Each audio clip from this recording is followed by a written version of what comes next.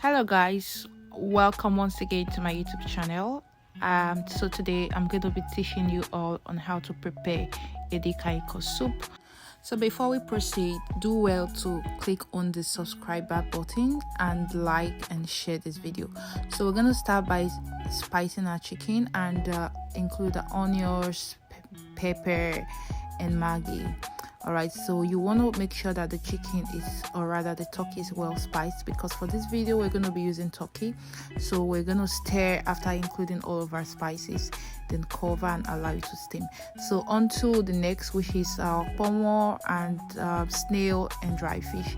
We're going to boil all of this together and move over to our vegetables. So for this video I'm using kale, vegetable, spinach and collard greens.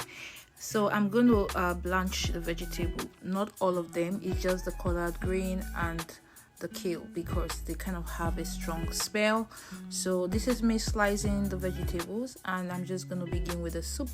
I'm going to add all of the proteins into a pot and add a palm oil. So for Edikangikong soup you need a lot of palm oil, okay? And so you add pepper as well as onions and also enough crayfish. Guys, emphasis on enough crayfish, right? So I'm gonna stir together, then after which I'm just gonna add my vegetables. So I will start with the hard vegetables like the collard green, then followed by the kale. Then finally I'll be adding the spinach because it gets a bit too soft easily.